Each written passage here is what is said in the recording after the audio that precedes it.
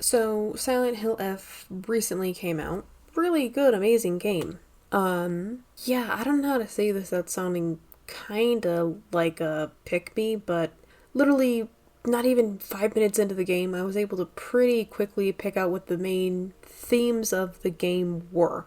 Which isn't to say that, it's a bad thing. It's still a really good game. But I was able to pick up on it pretty quickly. So this is going to be a video that tackles really, really super duper spoiler-y territory. So if you don't want to be spoiled, you need to get off of this video because I'm going to be going deep into it. I'm just saying, be here if you want, but I'm not going to stop talking about it. So the main thing I've noticed for Silent Hill F is that it's specifically about Hinako, and it's about Hinako's fears internally. It's not actually some deep-seated unknown thing that's happening to her. Like most Silent Hill games, it's all internal, deep introspection fears that are made manifest. Silent Hill is basically the worst therapist that ever, crawled out of hell. It's effective, but not really good at not making you rethink your life choices in the worst way possible. So I want to specifically talk about why it clocked me in really fast that this was about Hinako and her feelings in regards to her impending marriage. And I want to really stress this. The only reason that it ticked me off, and I don't mean ticked off like I'm mad, it ticked me off as in, oh, I noticed it, is because they bring up foxes in this, and I really hate to be this person. Shout out to being weeb. Foxes and marriages and unrelenting, unconsensual marriages and foxes are a really big theme and staple in Japanese folklore. Don't ask me why, I don't have that kind of info. But it is something that is talked about a lot in Japanese folklore. So I was able to clock pretty quickly that this is where we were going. And the reason why it's actually really good introspective horror is not for any other reason than, well, there's a lot that women realistically have to give up more than men do when getting married. This is changing in the more modern times, but when this game specifically in the 60s is taking place, it is not with a modern mindset. The game goes out of its way to tell you that Hinako is worried that she's going to lose who she is as a person with this marriage, and she's worried about these deep-seated fears because of her own upbringing around parents who were married, and what's been happening, or happened, past tense, to her older sister, all of which is explained thoroughly in this game if you're paying attention.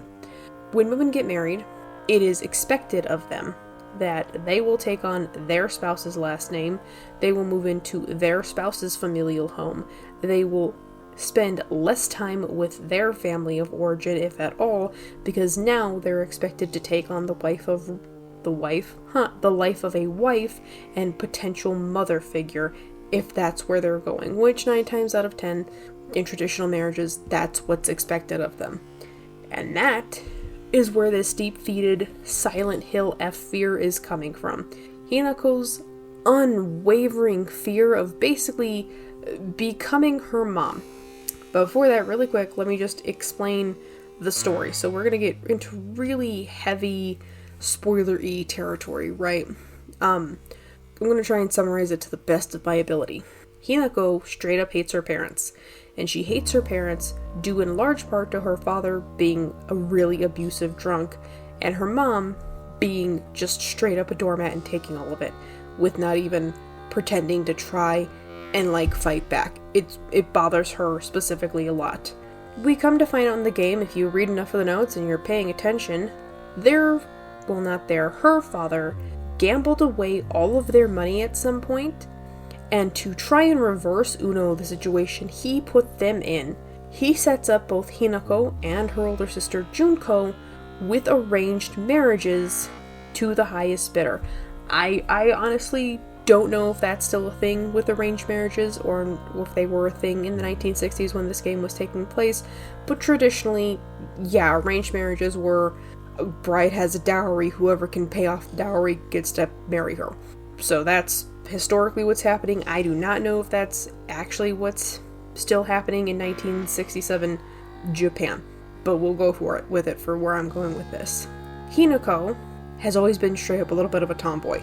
She's been very nonconformist, and she does not want to be married off without her consent. She's terrified of it. And this nonconformist attitude of her for being one of the boys is well known amongst her friend group since they were little, like since childhood little. You get to meet all of these friends in the game. You get to meet Shu, who's her longtime best friend. You meet Tsukako, her other best friend, and you also get to meet Rinko. And Rinko, despite what a lot of the fans seem to think, I understand why she is the way she is. But we'll get to her when we get to that section of what I want to talk about. So, Shu's her best friend who's always treated her like one of the guys, but it is implied that somewhere between middle school or the beginning of high school, he starts to fall in love with her. Like, love-sick puppy love, the kind of crap that's written about in love songs and all that other jazz. And it's very well known to everybody except Hinako for some fucking reason. Like, girl, please be so for real. Counterpoint, her friend Tsukako is a very, very insecure girl. Like, she was so insecure and shy that her best friends were rabbits until Hinako said, "F it, let's be friends." And she hung on to that really hard. But with Hanako's, arranged marriage, her promise of being best friends forever with Tsukako is now shattered because of it, and Tsukako makes it a point to constantly call her a traitor due to the perceived slight of purposely leaving her, even though Hinako has very little control over her life at this point. Now let's get to Rinko, because Rinko's where I really, really want to talk about it. Rinko isn't that close to anybody else in the friend group. She's actually mostly Shu's friend, if we're being honest with them. And the only reason she's really Shu's friend is because she has a big fat crush on him. And because he has a big fat crush on Hinako, she hates Hinako because she feels like she's leading him on when Hanako's just not really paying that much attention to his puppy crush, and it's not really that important, which is fair. Them becoming enemies in the game, right, let's just call it what it is, them becoming enemies in the game is a manifestation of Hinako very suddenly realizing the situation she's in with this arranged marriage. Like I said, Silent Hill seems to be a lot, and I do mean a lot, of interpersonal, deep-seated fears and terrors that are always popping up, and it's like the worst therapy session in the whole wide world. That's it. This brings us back around to her arranged marriage, to a man that she assumes she's never met before. You know him as Fox Mask for the majority of the game, and then you come out to find out his name is Kotoyuki. Spoiler alert, Kotoyuki does actually know her from childhood. And he's had a crush on her since they first met, when she saved him when they were kids. Yeah, you want to talk about all kinds of, like, this is the stupidest title I've ever heard of? This is it. Welcome to Japanese love stories. I wish I could make it make sense. If you're into it, you're into it. The reason why he's so important is because he is the illegitimate child of a very wealthy family, and he becomes the heir through whatever, right? I'm just gonna call it what it is. A lot of other people in front of him croaked. Not under mysterious circumstances. It's not implied in the game. Actually, I don't know if it's implied in the game. You don't find any letters for that. It's just implied that these other people died, so he got moved up the totem pole.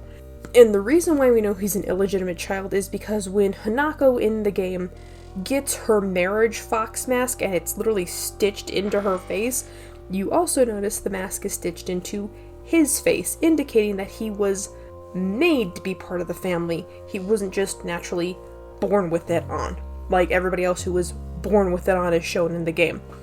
Now, Hinako wants to be able to make choices for herself, and this is why her marriage to Kotoyuki is messing with her so much, because she's terrified of having her life decided for her, with her being especially scared of turning out like her mom, who just takes her drunken father's abuse 24/7, 365, with not even holidays off.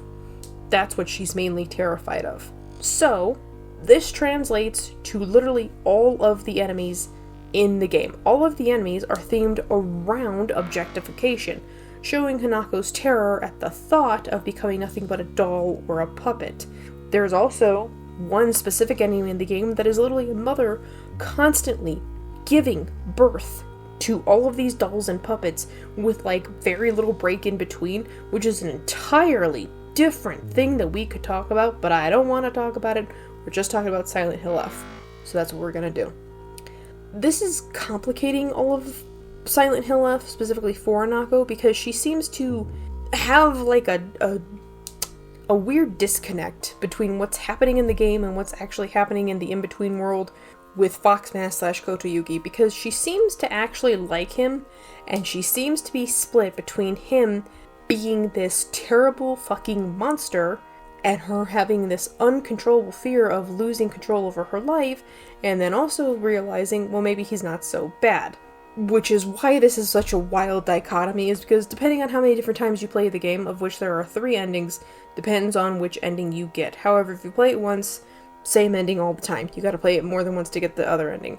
But the first ending, no matter if you play it once, right, just a straight normal, air quotes, normal ending, is that she loses it. She goes on a wild killing spree, hurting people, because she's lost her mind over this fear. It is unclear if Kotoyuki is one of the victims. Again, promise you though, it doesn't really matter, because it's so messed up. However, the other 2 endings, depending on which one you get, is a good ending where she does actually decide to go with Kotoyuki and be married with this fear literally still there in the back of her mind, but literally ground by somebody else's foot to shut up. And the other one is the bad ending where it's revealed Kotoyuki is just as bad as her father and will straight up beat her silly for funsies, because that's how the game is playing it. Now, I'm gonna be 100% honest with you. Since there are 3 endings and 3 different ways that this can be taken, your mileage may vary. I am going to play the devil's advocate here, and let's say that Hinako is not 18 when this is happening, because the game, when it's taking place, she's only supposed to be 15 at the oldest, right? She's still in high school at this point. If we play the game that this arranged marriage is happening while she is 15, and Kotoyuki is either around the same age or only like maybe a year older, I understand why these 3 endings are all possible at the same time.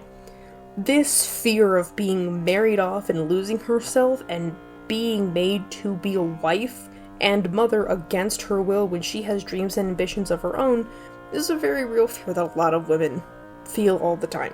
It's not new. I really wish it was, but it's not. So because of this complication with Kotoyuki specifically, it does create these endings, and it's literally fine, because this is represented in the story by her being literally split into 2 different parts, with her normal self representing her desire to make her own choices, and the Fox Bride version of her representing her affections for Kotoyuki, because we don't know actually how long they've known each other. We're kind of just thrust into the game mid-argument with her parents, which you can take that it's literally happening that fast, or you could take of this argument happened weeks and weeks ago, amen, and now we're, here. However, there is one big part of this that we should point out. Even though all of her friends are there, and her parents and everything, and her sister, which we will get to in a minute, they're not really shown to particularly care about what Hanako wants for herself, with the sometimes maybe exception of Shu, but we'll get there. They don't really care what she wants out of life. They keep telling her what they want her to be, which is like a dichotomy between what she is and what they perceive her to be. Everyone's trying to influence her to do what they want, with little to no regard to how she feels. And that's really important. And the reason why this fear for Hinako is so prevalent is because when you meet Junko again, in the Silent Hill version when they're messed up house, she's wearing a mask that's a bird to indicate that her marriage has gone off and she is now Junko, whatever her brand new name is, and she's not really a Suzumiya anymore, like Hinako is, because she's married now. However, if you pay really close attention, and you'll see it, Junko is dead. She is colored like a corpse. The way she talks is very soft and dismissive, and like, none of this can bother her, because why would a dead woman care about what is happening? It is implied either literally or metaphorically, Junko, whoever she used to be prior to the marriage, is dead. That woman, that girl, no longer exists. Which is like the main point of the whole Silent Hill F thing. Almost everything in Silent Hill F is very, if you're paying attention, it's on the nose of why all of this is happening. Why all these fears and conflicting desires are popping up. And it's also really important to know that these little red pills that Hinako takes, you can take them however way you want. You can either take them as anxiety medication, like pills to help, like natural remedy pills, like vitamins that are not sitting with her right. You can take them however way you want. The game uses them as health stuff. The game implies, though, that that's not what they are. It's implying that it's kind of messing with her, and not in a good way. Which is something that, well, women in the 50s went through all the time. Here, you're depressed? Take this. Just don't bother people with it. Don't talk about it. Which I think is another really good take on this. Hinako is so worried about how she is going to be perceived and how she is going to be misunderstood, because it doesn't matter if she has thoughts, feelings, opinions, and like aspirations of greatness. She is in an arranged marriage, and if her husband does not approve of what she wants to do, then it doesn't matter what these thoughts, dreams, and aspirations are. She will be kneecapped at every opportunity to, like, I don't know, kneecap her really, really hard on purpose. And if I may be frank, when I say that, how do I put this? Marriage has always been treated like a happy ending. The white dress, the vows, the promise of forever.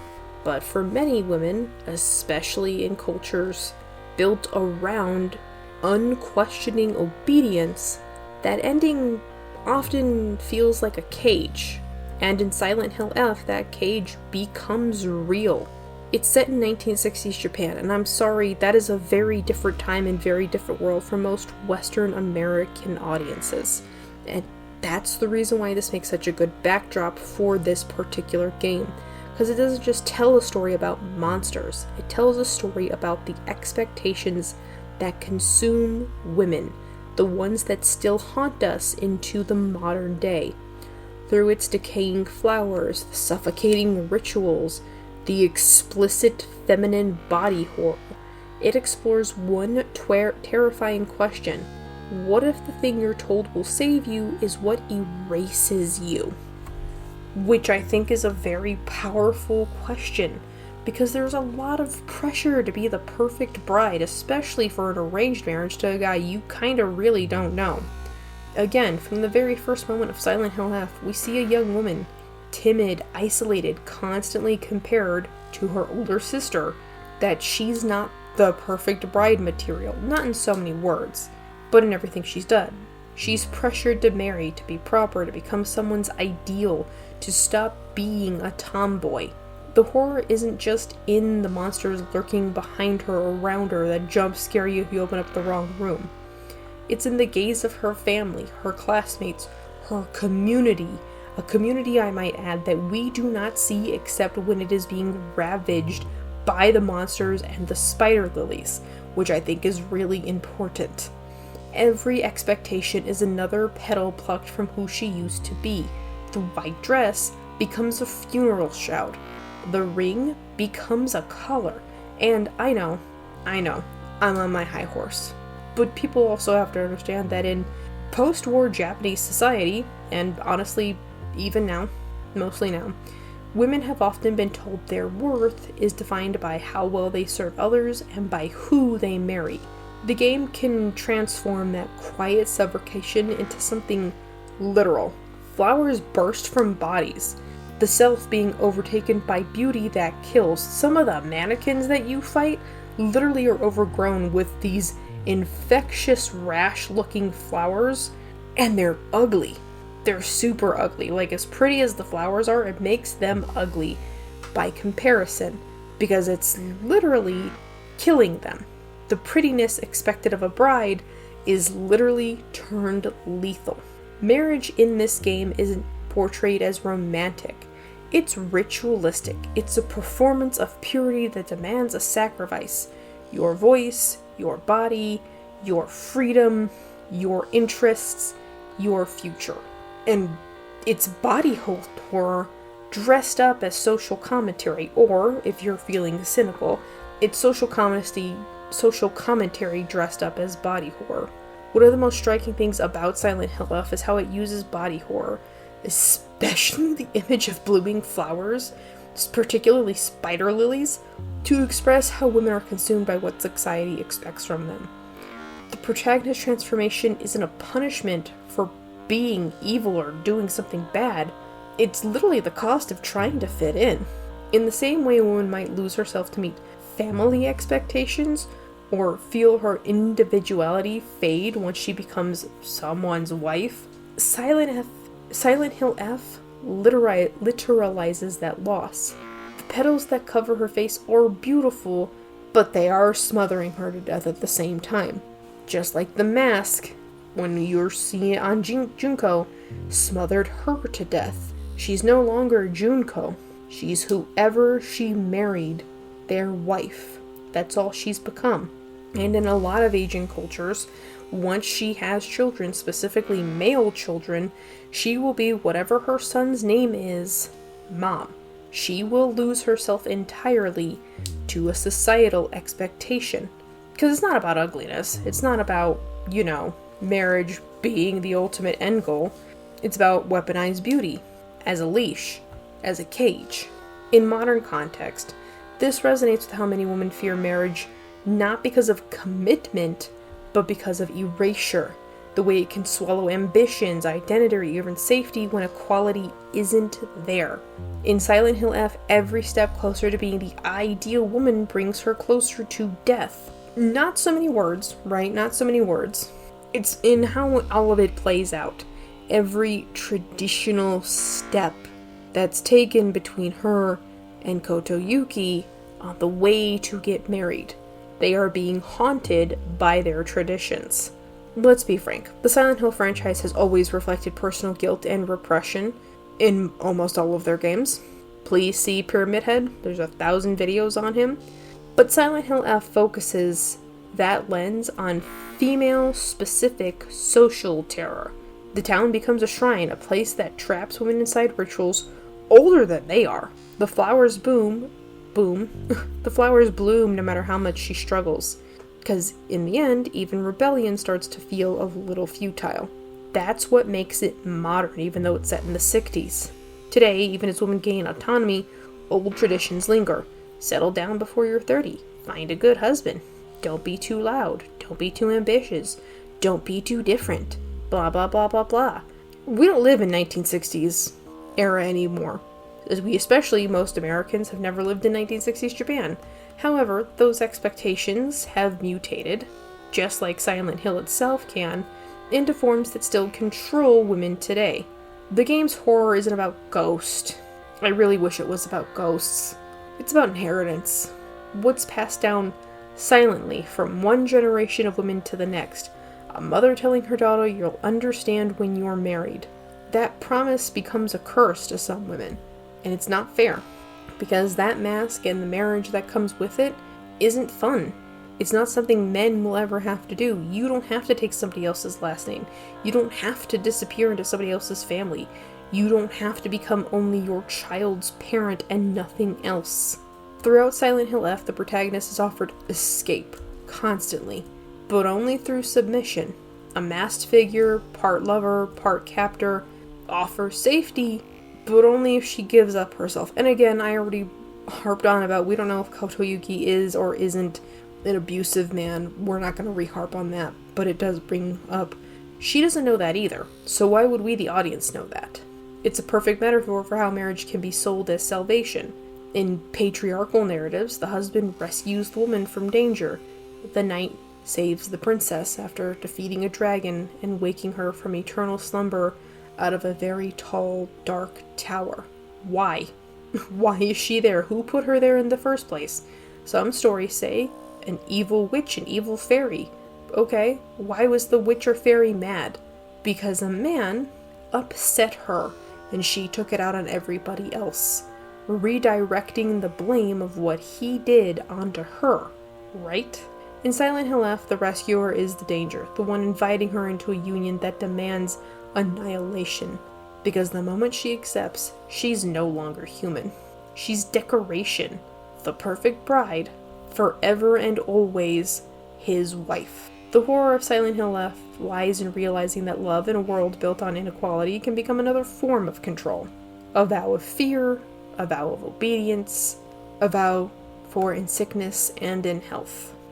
Silent Hill F doesn't condemn marriage itself. No piece of media does. Some people really like being married. Silent Hill F technically condemns marriage itself. Not in that it's bad to be married, but insofar that the silence that surrounds it is bad. The way women are taught to accept roles that harm them, smile through the pain, and call every single thing that they lose a sacrifice of love, marriage, equality, her duty. It is floral rot and suffocation and unrealistic beauty standards, and the game gives voice to a few fears many women still carry, despite all the advancements that have happened. Saying I do might mean saying goodbye to yourself.